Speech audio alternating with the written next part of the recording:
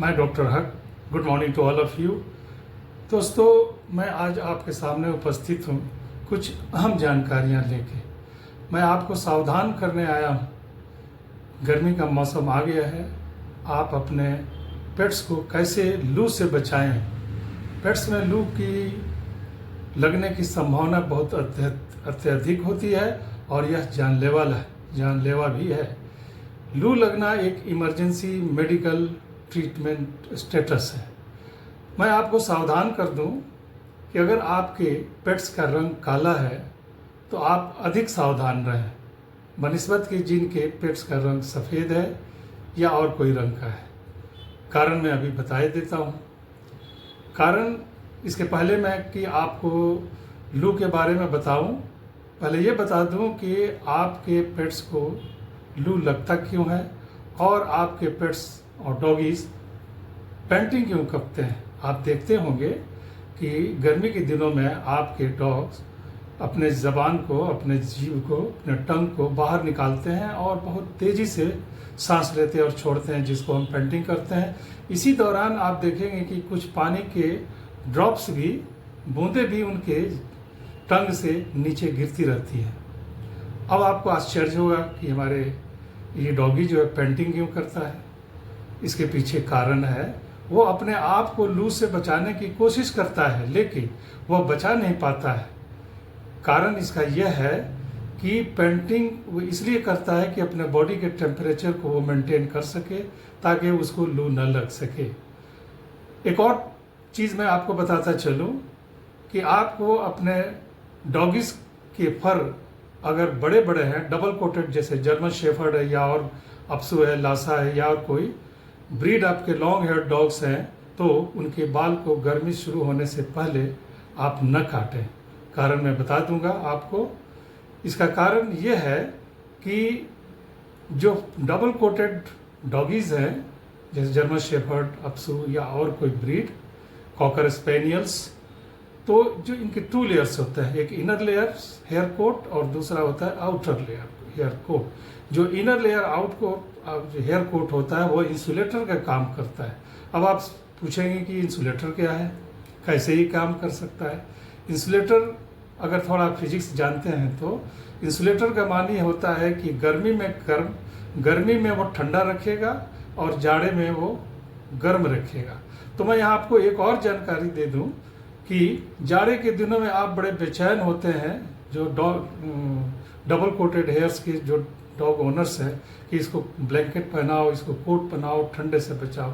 हाँ, बचाइए, लेकिन उतना भयभीत होने की ज़रूरत नहीं है, क्योंकि प्रकृति ने उनको एक ऐसी चीज़ दी है जिसके द्वारा वो अपने बॉडी के टेम्परेचर को मेंटेन करते हैं, और वो है इनके इनर हेयर कोट, जो कि साल में 2 बार शेडिंग होती है।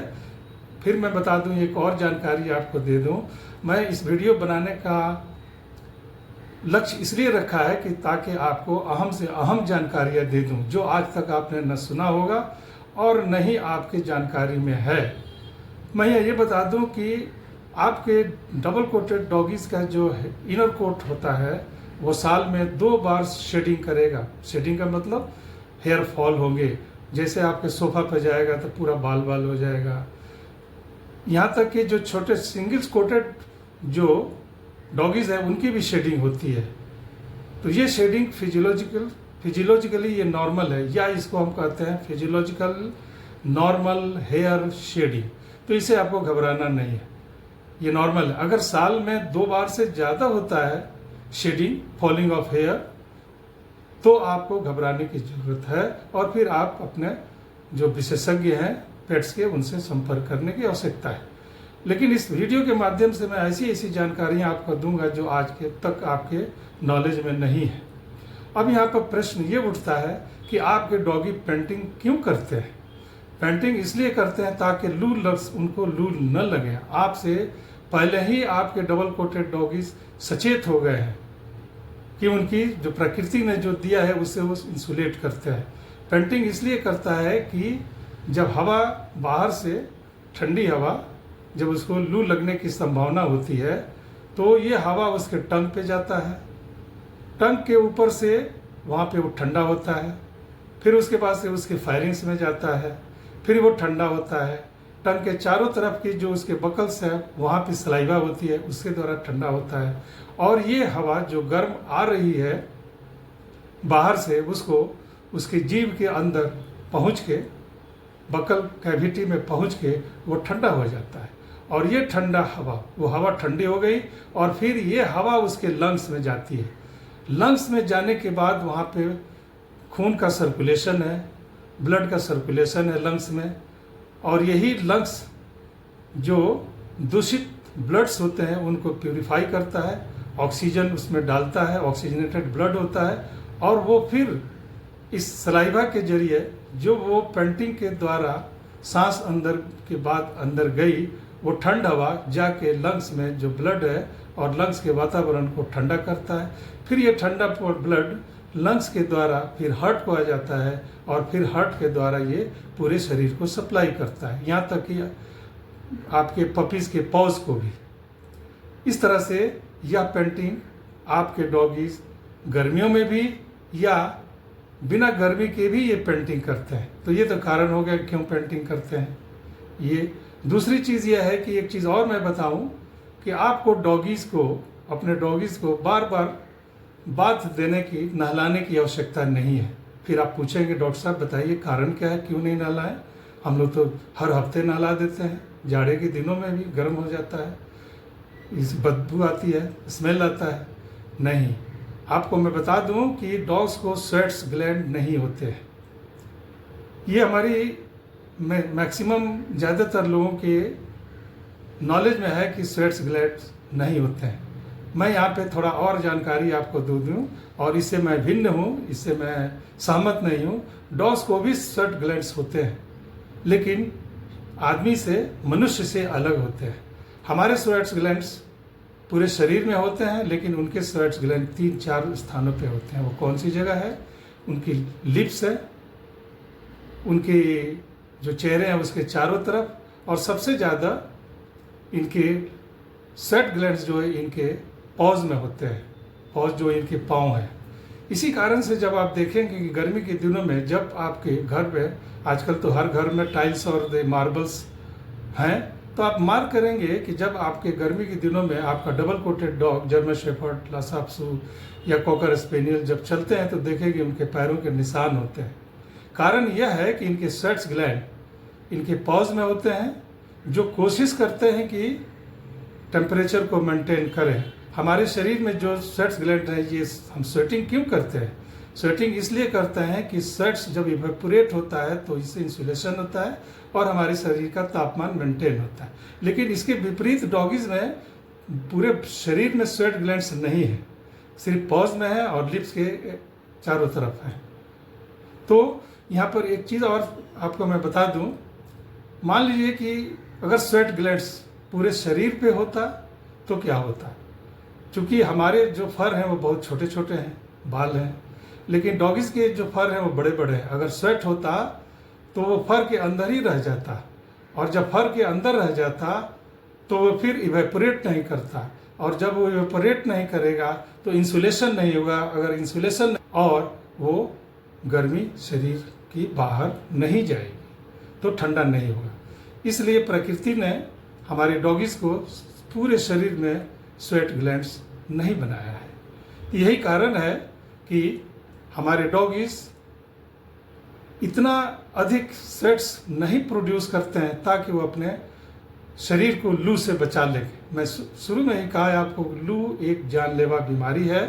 लू से 50% तक मृत्यु दर वैज्ञानिकों के द्वारा स्थापित किया गया है, इसलिए आप सावधान रहें। इसी कारण से अभी गर्मी आ गई है पूरे देश में, जो गर्म देश है जैसे दिल्ली है, लखनऊ है, रांची है, इन सारे जगहों पे या और भी जो गर्म प्रदेश हैं वहाँ पे गर्मी शुरू हो गई है। और ये लू जैसे लगेगी हमारे पेट्स की मृत्यु होने की संभावना बढ़ जाती है। अब यहाँ पे एक और प्रश्न उठता है कि हमारे डॉगीज फिर टेम्परेचर मेंटेन कैसे करते हैं? तो वो 3 कारणों से, 3 मैकेनिज्म से वो अपने शरीर के तापमान को मेंटेन करते हैं। पहला है इंसुलेशन, दूसरा है थर्मोरेगुलेशंस, और तीसरा है जो वेसोडाइलेशंस।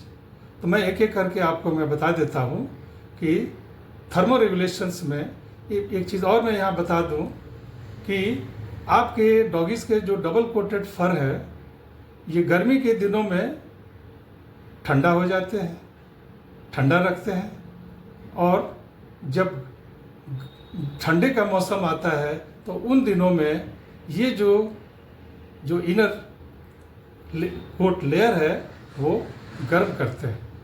कहने का तात्पर्य यह है कि जो डॉगीज़ के कोट हैं, फर हैं, वो गर्मी के दिनों में ठंडा रखते हैं और जाड़े के दिनों में गर्म करते हैं। लेकिन यह गर्मी के मौसम में या जाड़े के मौसम में इतना सक्षम नहीं होते हैं कि वो पूरे जाड़े से बचा सकें और पूरे गर्मी से बचा सकें। तो ये दो कारण मैंने आपको बता दिया।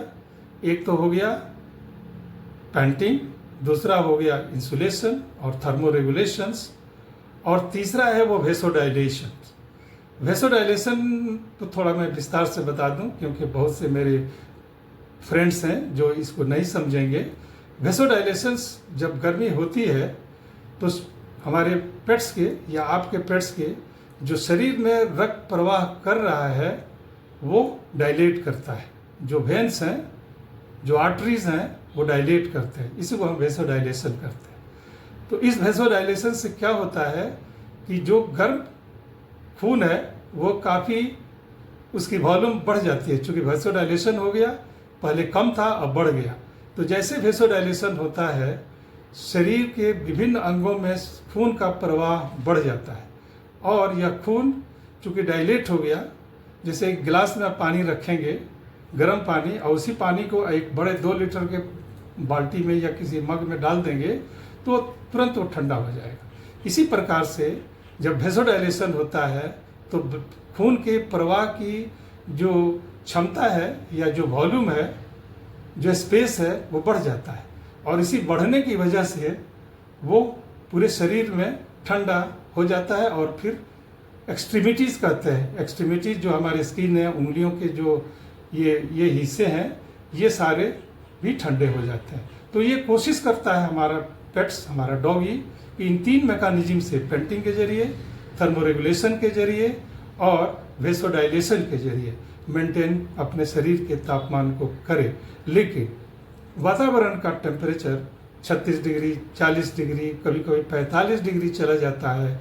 उस दौरान इनकी ये तीनों मैकेनिज्म शरीर को ठंडा रखने की वो विफल हो जाती है, सक्षम नहीं होती है, जिसके कारण शरीर का टेम्परेचर, उसका जो तापमान है वो भागता है बहुत तेज़ी से ऊपर, यहाँ तक कि 105 डिग्री तक चला जाएगा।